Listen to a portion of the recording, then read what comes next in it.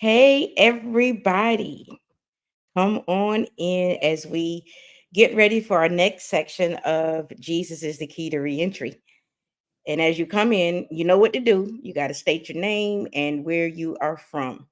So, for those who I didn't tell, I pray that you had a good Thanksgiving and that you spent some time with your family and your loved ones. So, come on in as we get started. I'm very excited about our guest on tonight.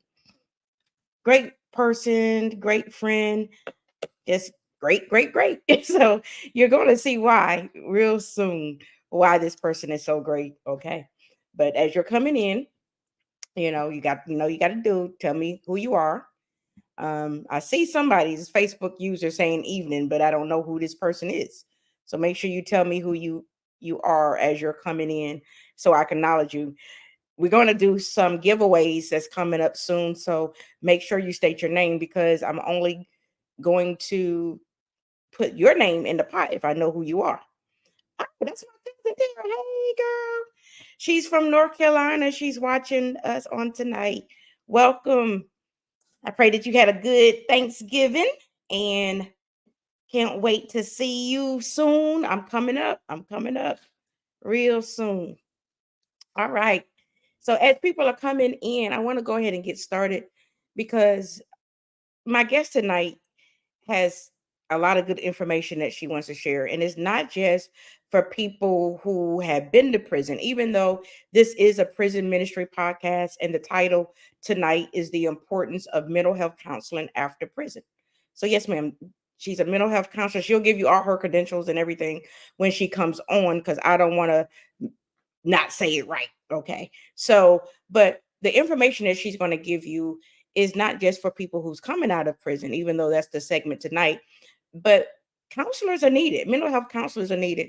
And one of the questions I am going to answer, and I'm just going to kind of let you know up front, is about mental health in the church. A lot of times, those that are in church feel that, all I got to do is pray about it or, I'll just turn it over. And yes, I'm a firm believer of Jesus and who he is. But I also know that our mind, which is our soul, has been, I can talk about me, has been through a lot of trauma.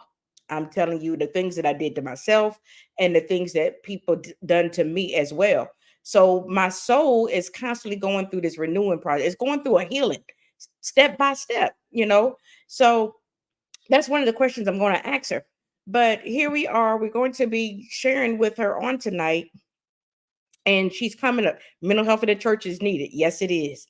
And a lot of people feel like it's not, like it's, get away from me. That's a demon or whatever. So, yeah, we're going to talk to her. So, let me go ahead and get her in and she can tell you who she is, what she do and why she do it. And also, if you have any questions for her, she's ready. And she told me, she said, we can ask her whatever we want to ask her. So, come on, let's do it. Not just for people who's been to prison, but also us, also people who's on the that's in the church that's struggling with mental health issues, or they even could be on mental health medication and they don't want nobody to know about it. Mental health is a real is real. I'm telling you, I'm not ashamed to say it. Yes, ma'am. Yes, sir. I struggle with this the majority of my life. Yes, ma'am. Yes, sir. I've been on all types of medication. Whether it did it for me or didn't do it, I don't know.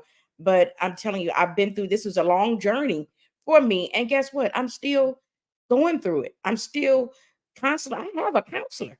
I do. I do. And there's nothing wrong with having a counselor. There's nothing wrong with getting your children some help. They could be going through. Their mom or daddy could have left the home there, or their parents could be in prison, or whatever the case may be. So there's nothing wrong with counseling. So I'm going ahead and bring her in. And Michelle, hey, Hi guys. welcome to Jesus is the Key to Reentry. Welcome, welcome, welcome. So let's start and let's just tell everybody who you are, what you do, and why you do it. Let's start Okay, my name's Michelle Adams. I'm a clinical social worker. What I do, who I am, and why do I do it? That's a big one, right? there. um right now my reason for doing it is because there's not enough people to do it. Okay. Right. Right. I'm a little different as a clinical social worker compared to just a regular old counselor. Usually, counselors are licensed counselors, and that's all they can do. As a Hmm. social worker, I can wear a lot of different hats, and that's kind of why I chose that profession. So I wasn't stuck at just doing one thing forever. So tell me about all these different hats. What kind of hats you wear? Well, in my office, I work with anyone from ages about 7 to 70. Okay. So that takes a lot of different hats, right? Depending on the needs of the individual. Hmm. Um, Sometimes people need me to speak for them when they can't speak for themselves. That's something I'm willing to do as a clinical social worker as opposed to just a counselor. So Okay. I appear in court, I write letters to judges and doctors and all kinds of people like that. Okay. Great. So let's start. The name of your business or your counseling is called Brave Heart Counseling. Where did you get that name from, and why did you come up with that? Brave Heart. That is my practice. We only need 10 seconds of bravery to do something courageous, right? I think Mm, Matt Damon said that, and so we bought a zoo, or yeah. we only need 1 second to be brave to do the hard things. So whatever it is, we just 1 second. Yeah. Like I tell people all the time, Joyce Meyer say, "Do it afraid." So Yes. we I love it when you say that. yeah, we just got we just got because I have to. I have to. Do you know how many times that I'm trying to deal with certain issues in my life and I'm fearful about it, whether I feel like I can't do it or I'm fearful of what somebody else may say about it. But Mhm. just doing it afraid, just and 9 times out of 10, I think my dad told me it's not even as bad as we thought it was going to be once we Yes. went ahead and done it. So the importance of mental health counseling after prison. All right. So let's talk about the prisoner. Let's talk about them, us, because that's who I was. Mhm. And we went there because I know me, I had a lot of trauma in my life. I had a lot of things that I went through in my life. And guess what? Prison is a form of trauma. Do you believe that? 100% yes. Okay. So it could be so coming out of prison, especially me, I did 10 years, coming out of prison. And so, yes, ma'am. I had to get Mhm. counseling. And can you talk a little bit about why you feel that prisoners need counseling after prison? Well, let's just start with before prison, right? What were Okay. all the things that you saw and experienced before you even got there? Right? Like, Most people come from poverty, they have witnessed domestic violence, they've been abused in some kind of way since childhood. Statistically, women in prison, almost all of them have experienced some form of trauma before they even have been incarcerated. So yes, yeah, so then you go in, and what, you see murders, you see people abusing power, you go a few days without food or clean water. right, That's a type of trauma as well.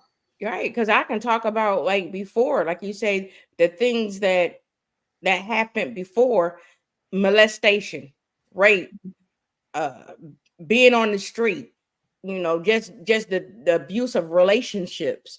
It could be any type of thing. And a lot of times when I was talking to people that I was in prison, you just listen to them and be like, my goodness, and then you wonder why some people went to prison. People Mhm, don't understand it. You say, oh, they just wasn't no good, or they didn't have to do that. If you just sit there and listen to somebody sometimes, mhm. right? It's amazing the stories that people will tell you. Right, right, And so, like you said, we dealt with trauma going into prison before we even went there. And not like me, Mhm, I can tell you that when I went, I was on mental health medication. Okay, before I went, I tried to commit suicide. So that was one thing in itself because I didn't feel that I didn't love myself. I didn't feel like my family loved me. I didn't feel like God loved me. So I said, let's just take my life. Okay. So now I'm coming into an environment of people from all different types of walks of life. Okay. And just like I got my own issues walking into prison, so do they. And So the officers and the warden and all of them, right? right. So here we are, and I'm on. Let me see. I can't. I'm trying to see if I can remember the medication. I was on Haldol, Vistaril, Prozac. Before you went in, how hard was it for you to find a counselor before you went in? How hard was it for me? Mhm. I tried, but I felt like I don't think I had a counselor. I just had the psychiatrist who just give you the medication Mhm. and they didn't talk to you. Here, just take this. But for somebody to actually listen to me and talk to me, was a different things. Of course, I had my pastors and people in the church, but to get some professional counseling, and one thing is it sometimes people can't even afford it. Correct. So a lot of times people say, that's another bill, or I can't afford this. So we tend to stay back from things that we really need help in because of those situations. And then me, I didn't want to be talked about as a person who is going to mental health. There's a big stigma about mental health, right? For all cultures, but even my mom, after we did a joint counseling session together, I said, maybe you should find a counselor for you. And she said, do you think I'm that bad that I need counseling? Right. Wow. And she's got a daughter that's a counselor. Like, she knows all the things that I do. So Mm-hmm. some of Yeah, I it mean, is a lot of just times in people our don't. what we think, right? It's taboo.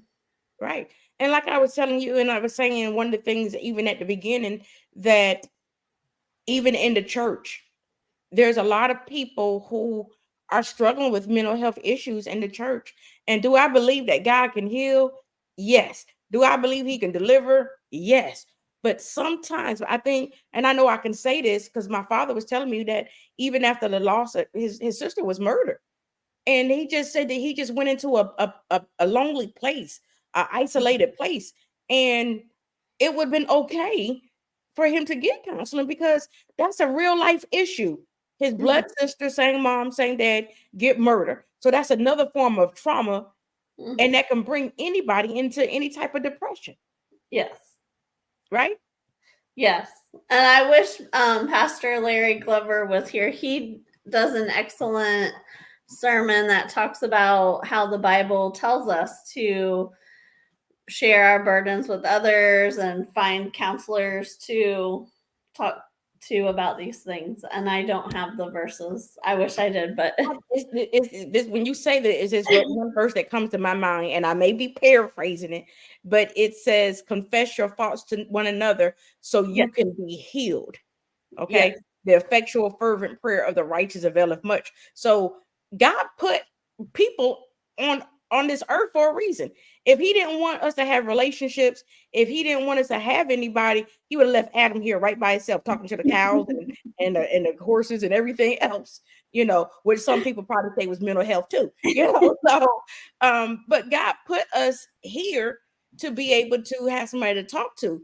But another reason, even for me, the reason why I didn't talk to people is because of what they going to say. You Mm.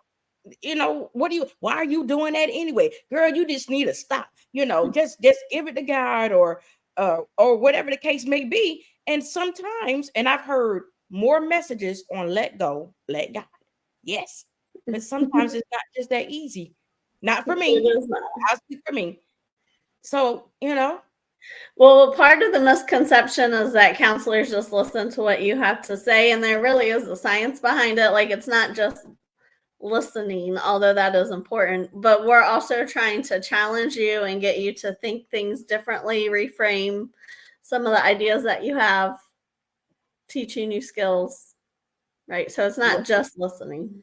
right. So tell me some of the things. Okay, say for instance, if it was me and I was coming to your office after getting released from prison, what are some of the things that you would discuss with me, or how would you get me to open a?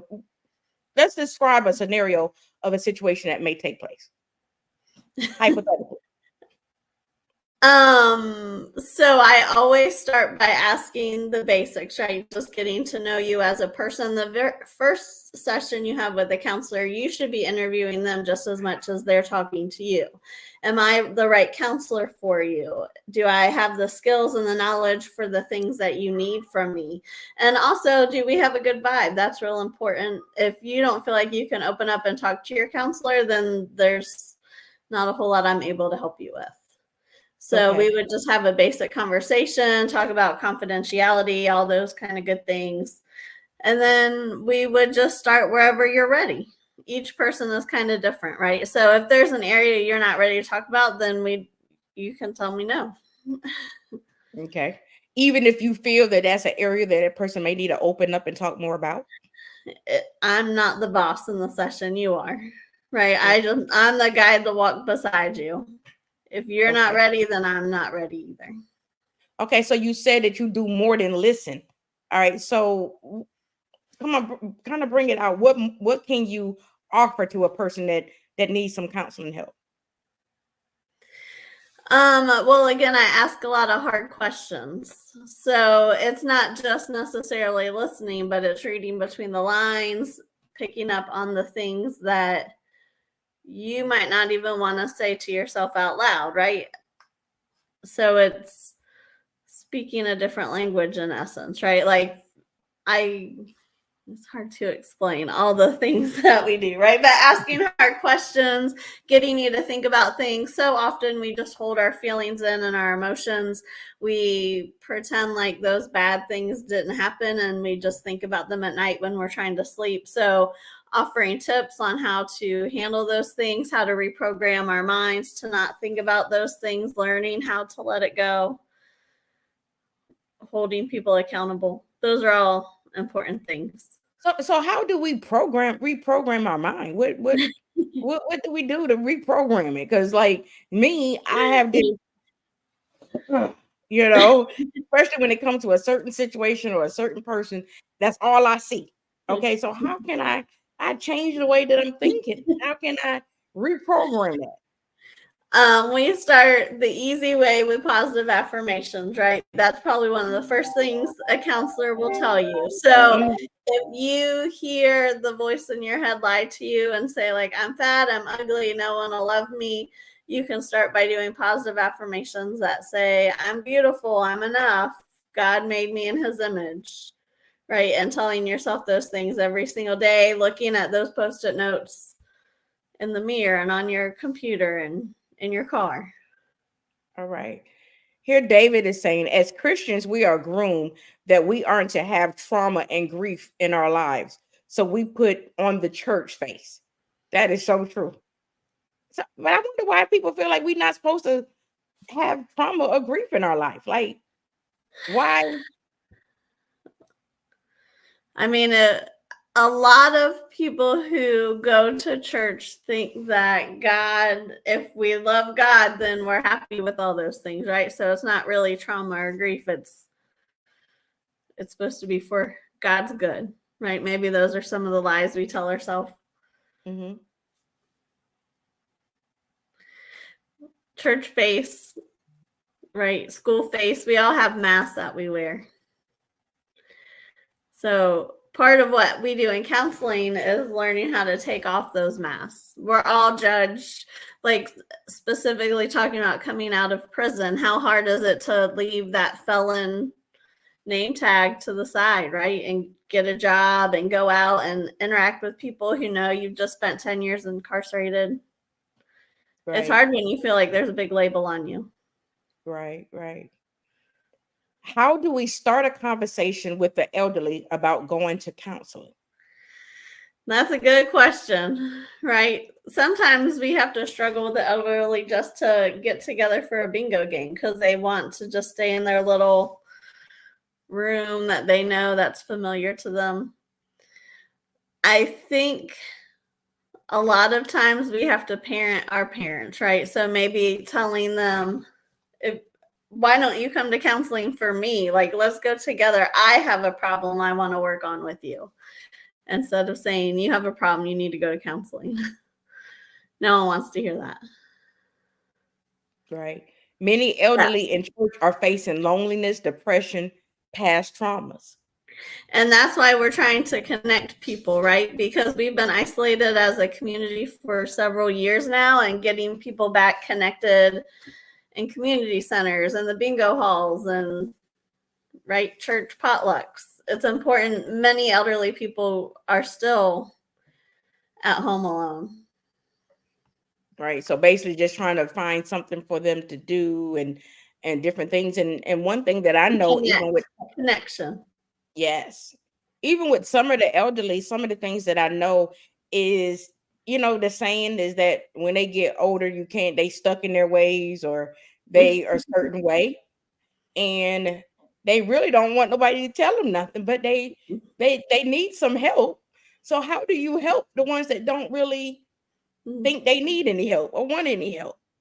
What can you do for We can families? plant seeds, right? But we can't make people do things that they don't want to do. Right. And that's the same for anyone. I tell a lot of parents that you can bring your kids to me, but that does not necessarily mean that they're going to do the work or they want to change. So really there's two kinds of people. There's people who are in a fixed mindset, like this is my life and this is how it's always going to be, and I'm fine with that.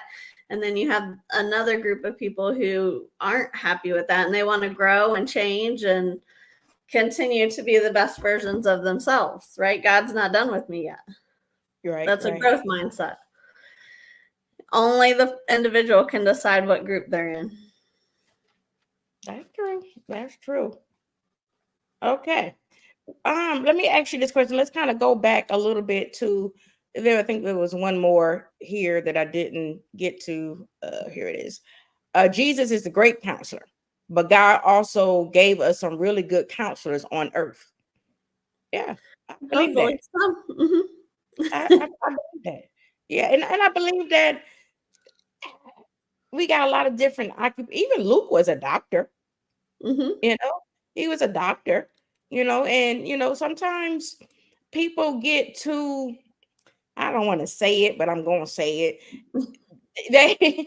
They're so spiritually minded so they can't even operate here on the earth right. Like it's okay. It's okay. God can use anybody. God, we know that even in the book of Numbers, that how God used a donkey to deliver a message. That's one of my favorite stories. Yeah, I was even telling my dad the other day, it was a person who, when I was incarcerated, who told me something about myself that wasn't a Christian. But guess what? She told me the truth. So God can use anybody. And we know who he is, and we know he's the great counselor. So let's kind of go back here to, we said that the prisoners need therapy when they get out because of things that happened before, during. All right. So here we are. They're coming in, they're getting the counseling. Now, so do the term of their counseling or therapy dependent on them, or do the counselor can say, yes, I feel like we need to continue some more, or do you just let them decide when enough is enough? Or when you're working with the BOP, the government tells you what to do, right? I mean, let's be for real. So if I'm working with someone who is ordered to do counseling for whatever reason, then I have to go based on what they're ordered to do, right? And I tell all my clients, especially the ones coming out of prison, right? Like it can be, people can set the rules and the consequences, but they can't force you to do it. So it's the same with counseling. Even though there's consequences if they choose not to come, it's up to them if they participate. Do you believe that people can change? 100%. I wouldn't be in this business if I didn't. Everyone can change, right? Even I have been changed. Amen. So no matter what the charge is, right? No matter what the charge, correct. No matter what the charge, and we don't discriminate on who they are, what they've been to prison for, if they need some help. And so you're helping them become a better person. You're helping to learn, give them the tools to do different, but still there's certain people who still going to remember who they were or what they used to do, but you've seen it, right? That people can change and people can leave their old self behind. 100%.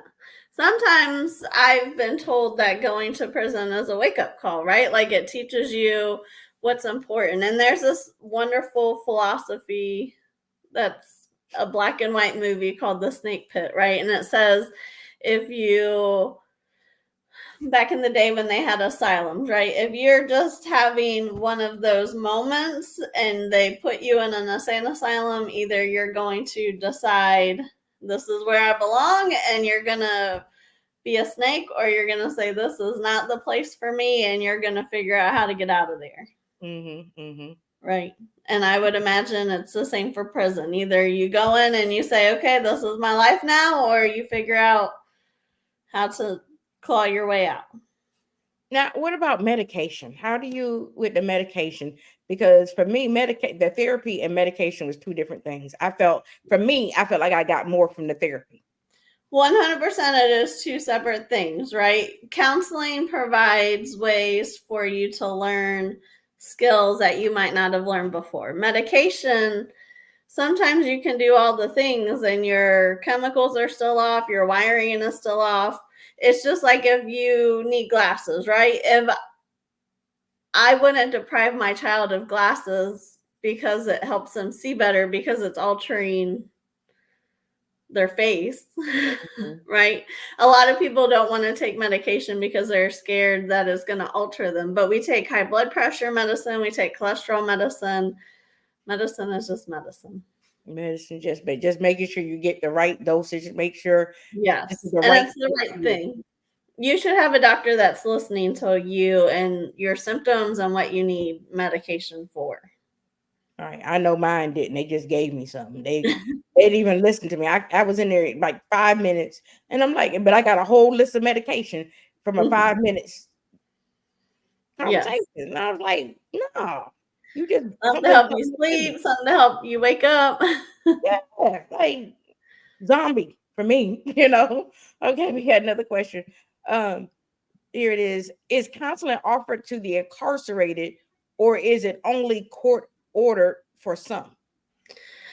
I actually worked for about 3.5 years inside of a state prison.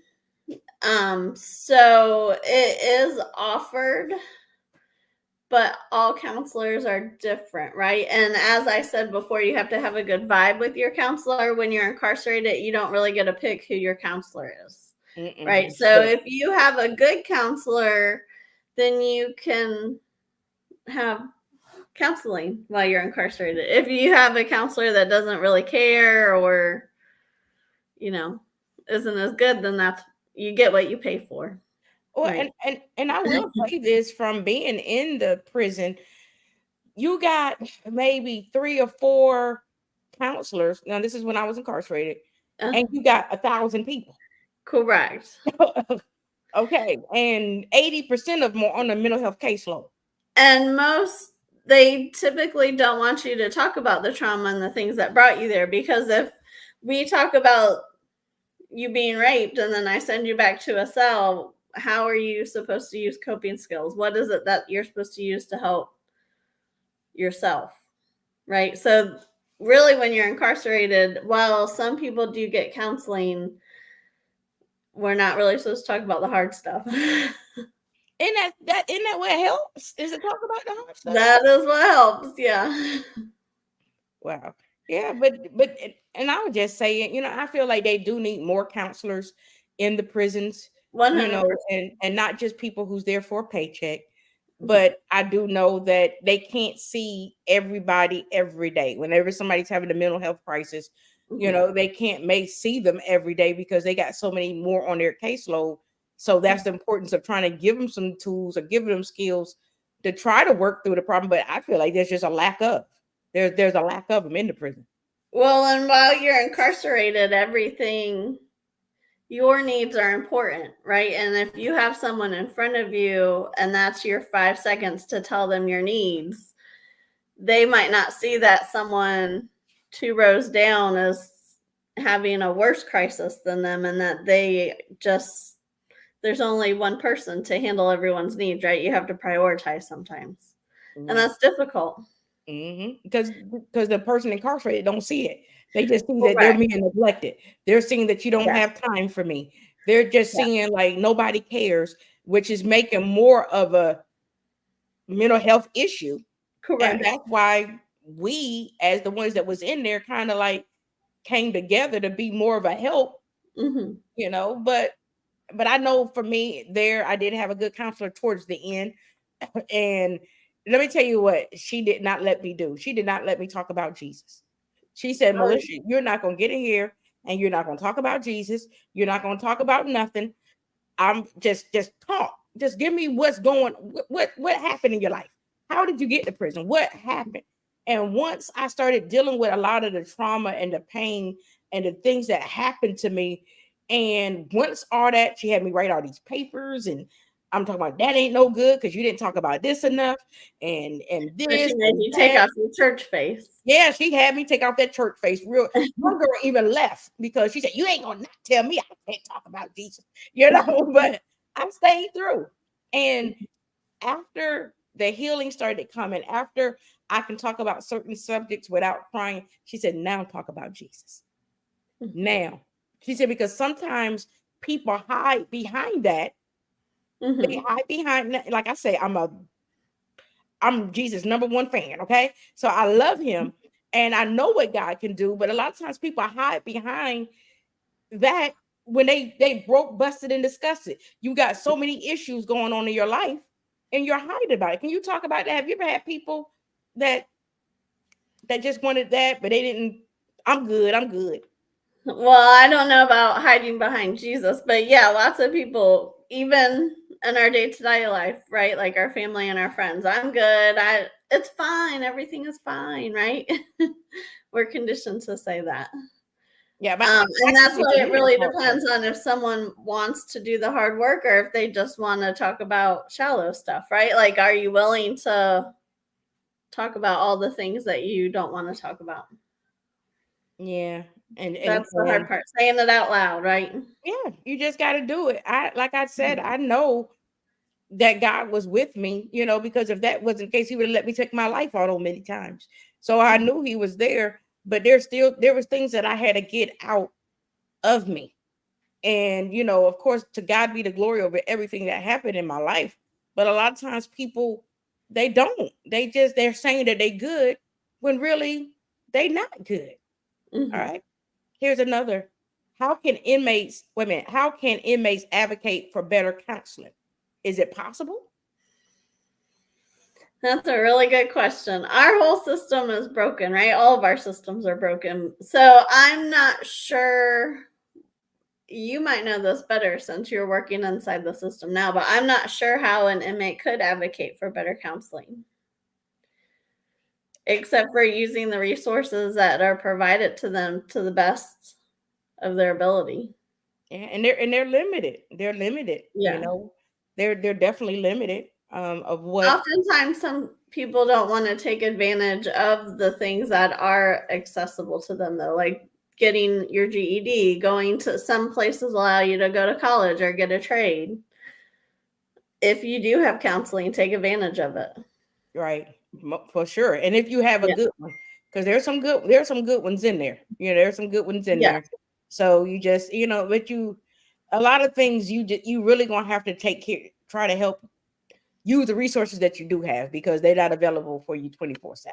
Like Correct. I try to teach my guys how to advocate for themselves, and it's hard, right? There's a fine balance. You have to pick your fights, and you have to see if there's ramifications. Are you willing?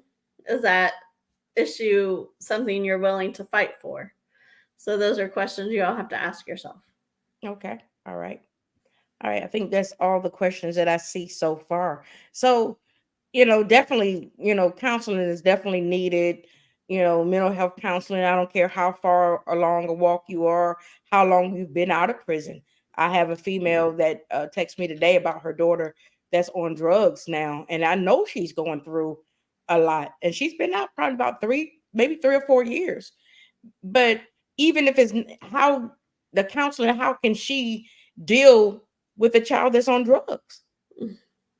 You know? I mean, we could have a whole nother session just talking about that, right? Right, right, right. How do we Right. deal with other people and set healthy boundaries while still loving them? And Okay. those are Well, hard challenges. for our listeners that's on and those that are going to come, I know you briefly shared about some of the services that you do at Braveheart Counsel, but kind of go in a little bit more depth. So for people who's thinking about counseling, and guess what? She just don't deal with people who's in prison. She's available for everyone. Okay. So Michelle, kind of just tell us more of the services that you offer, kind of go in a little bit more depth for somebody who's on the edge about going. What are the benefits? How does Braveheart Counseling help them? So before I answer that question, Melissa, another person here said, what kind of counseling services are they only court ordered? So I want to tie into that question as well. Okay. I work probably 2 days a week with people who are coming out of federal prison and they are working towards probation at a halfway house. So those, they're not court ordered, but they are required to go through some counseling. Um, Again, they can opt out. And then I have a private practice where I see anyone who wants to come visit me. And Okay. I do offer insurance. There's a sliding scale. So it is really, I really try to meet people where they're at. And I also have several people who, while they have no longer been a part of the federal probation, so that no longer pays for their services, I do still continue seeing them as Okay. so some of your questions, you said, what do people get out of counseling? Right. So it depends on what you put into it. If you're willing to put in the work and do the hard stuff, um, then whatever goals you set, right? Learning how to communicate better with your family and not yell all the time. Managing your anxiety so you don't have high blood pressure and panic attacks whenever you see your boss. Right. Learn how to let go of that heartbreak, right? Those are all some of the things. I mean, those are just the tips of the iceberg, but Okay. For children as well. yes, I do have several children that I see. It's never too early to go to counseling, right? We think that kids don't have a lot of stress, but they actually have more stress than adults because as adults we can figure out how to solve our problems, and kids just have to do what they're told to do. Right? You Hmm. have a bad day at school, you got a bunch of homework, sorry about your luck. Like, you're not allowed to be sad and moody and grumpy. Right. Right. Let's see. Here's one from Megan Randsmith. What things do you think make an effective counselor versus an ineffective counselor, aside from it being a good vibe for you? Yes. So I have a lot of people that tell me they had counselors in the past that they didn't like because the counselor only talked about themselves. Mm. Right? You're not coming to counseling to hear about me. You're here to talk about you. A good counselor should be someone you feel safe telling all that heavy stuff with. That's where the vibe comes in. But then they should also be giving you tips on how to handle whatever it is that you're dealing with. What are the strategies? It's not just about talking about the problems, but what are the solutions to your problems? And how are you going to implement them? I think I answered all that question. So you just don't keep us stuck. We're gonna figure out how to get out of it. Okay, we don't Correct. talk In about fact, that. if you come to my office and you just want to complain after a while, I'm going to say, why are you here? Right. I had a client that said, I can't. Well, Mhm. I can't either. Right. I can't change things. I don't have a magic wand for you. Do you know if children of inmates are offered counseling through a special program? Where could I go to look for this resource? That is a very good question. I do not know of any special programs. Do you know of any? I know, right? I don't know. That's good. Something good worth trying to find for them. My team at Braveheart Counseling has put together a resource manual for the CSRA, and we're going to launch that on our website after the holidays for everyone, but I don't know of any special programs that offer that. That's something definitely worth looking into. I need to jot that down myself. Typically, for kids and adults, we don't typically go to the doctor when we're healthy, right? Most people don't go to counseling when they're feeling good. We wait until there's a crisis, the kid's failing school, they're acting out, they're getting in trouble, then we want to take them to counseling. Right. So we just need to just sign up for counseling while things are going good. I'm just going to counseling for what? Everything. I'm just here, something may happen. Well, not necessarily all the time, right? I don't want to be someone's counselor forever. My plan is for you to find the solutions that you need, the skills that you need, and then maybe you come back every now and then and check in and or something major happened that you need to talk about. But I'm not made to be beside you forever. I can't walk through life every day with you. Right? That's God's job. You know what? I'm gonna keep that to myself. I think you know what I'm talking about. But anyway, that's good. So yeah, so since we talked about far as the children of inmates and what kind of counseling services and they do need it. My son did 10 years without his mother at one bid on one time, but there was different times that I was. And yes, I felt like he needed somebody to talk to because our incarceration just didn't affect us. It affected our children and our families as well. Correct. And it's important that they know they're not alone, right? That they're not the only kid out there that they have a parent incarcerated. And you know what? And that would be something good to talk about next Saturday as we do the angel tree. Angel tree is coming. There's a lot of churches who do it, but this next Saturday, Jesus the Key to Reentry and Brave Heart Counseling is going to do it together. Yeah. And we have about 50 children that we have been blessed with. And that's one of the things that we're going to tell them, Michelle, is that they're not alone, right? Correct. We definitely want other people there to be alongside of them. And we plan on offering them a good meal, letting them open some presents. Yes. And for those of you who don't know what the angel tree is a child is incarcerated and their mother or father or grandparent wanted to get a gift. So I decided to say, you know what, angel tree helped me when I was incarcerated. So I believe in paying for it. So one of the things that we decided to do, and I even talked to Michelle, and she's like, I'm down with you. She said, can I help? Can I be a part of it? And why not? So we can be able to be a blessing to these kids to let them know that, like she said, they're not alone, that Jesus loves them. And just because their parent is incarcerated don't mean that their mommy and daddy don't love them, right, Michelle? Correct. And it's important, like you said, that we're paying it forward, right? It's not just about what I can do to help. Really, I'm just connecting people, right? Like you had a need, someone else had the available space. Sometimes it's not about what we can do. It's just about how we can connect other people. Yeah, that connection, that relationship. Yeah, so that's really what it's all about. Yeah, we're excited about it. We're excited about the angel tree. We're excited about, we thank God for the host church, which is Lighthouse Christian Fellowship. Baptist Fellowship, yes. Okay, Christian Baptist Fellowship, and they are the host church for us. They're allowing us. So thank you, and for allowing us to do this. And like I said, Michelle and Brave Heart Counseling will be there. And for anybody else, just want to show these kids some love, show them that they're not alone, that their parents still love them, that Jesus still love them, and to hopefully let them know that they got somebody to talk to, And I would also open it up to anyone who has someone incarcerated.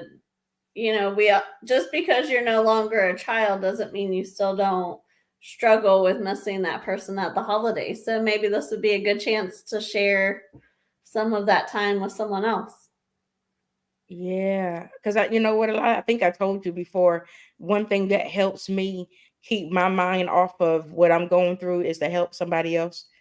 And a lot of times it could be that same, like you said, you you may know somebody that's incarcerated, Mhm. and just being there would, may. To support them. Yeah, yeah, I love that.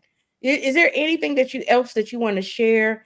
Anything else that you just want our listening audience to know? Just whatever, just in your heart. I think often we think mental health is some taboo thing, like, oh, something must be terribly wrong. But it's just like our physical health, right? Our spiritual health, our dental health. It's just another aspect of taking care of what God's gave us. So even though it's hard to be brave and talk about those things, it helps. That's right. What you say, the first second, just getting over that first second, or that Right? 1 second of bravery. one I think second he of says bravery. 20 seconds, but I let's just round down. It's one big second, right? Yes, yes, that is so important, and mental health is important. Is it that make sure your mental health? I've learned in counseling about our self-care days. Sometimes it's just taking care of yourself. I Just take call them care. pajama days, right? I write that prescription. You need a pajama day this weekend. Honey, I didn't get out my pajamas till 4 o'clock today. So I had a pajama day today. So, and it's okay.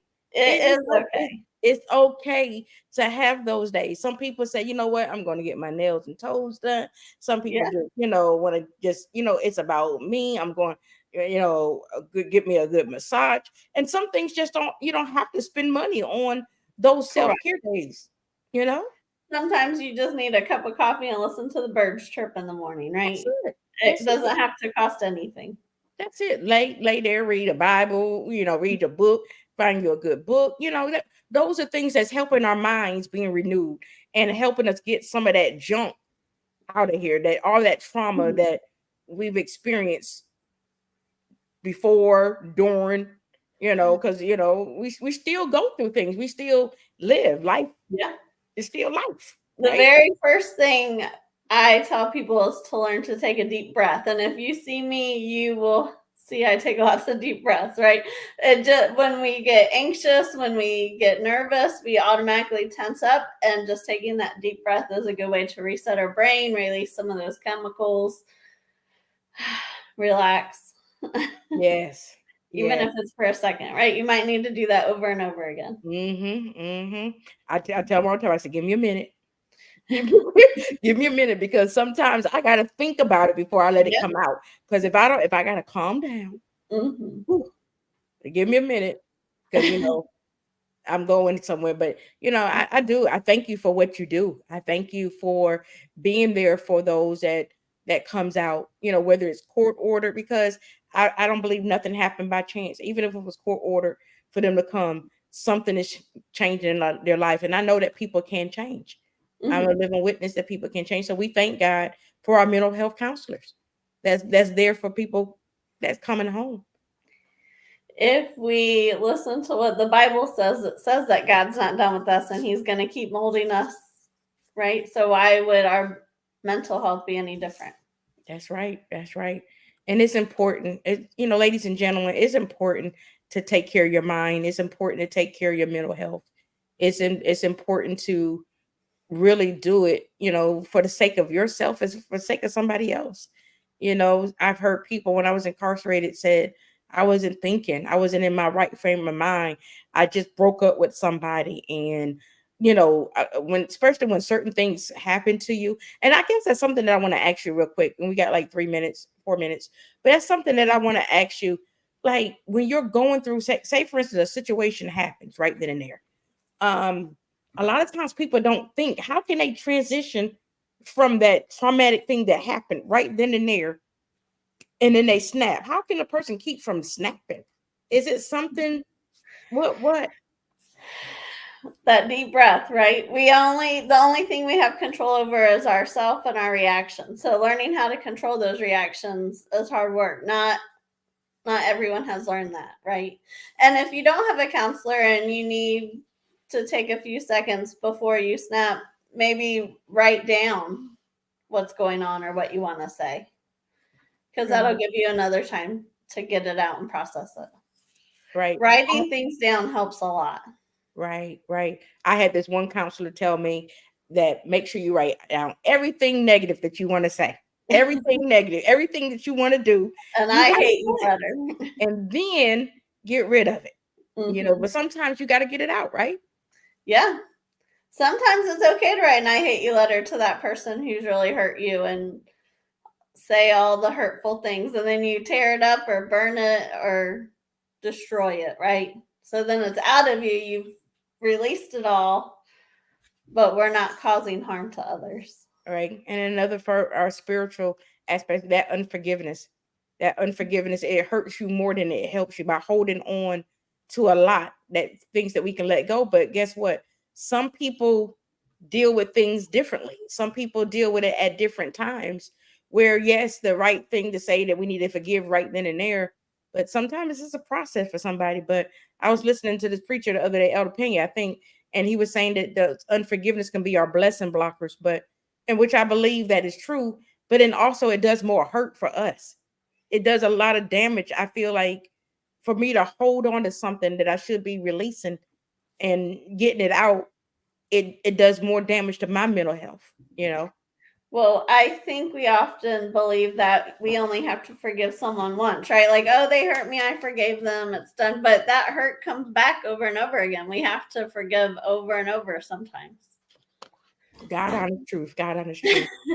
Thank you, Michelle. Here's her contact information. If anybody would like to reach out, you have her website at the bottom, braveheartcounseling.com.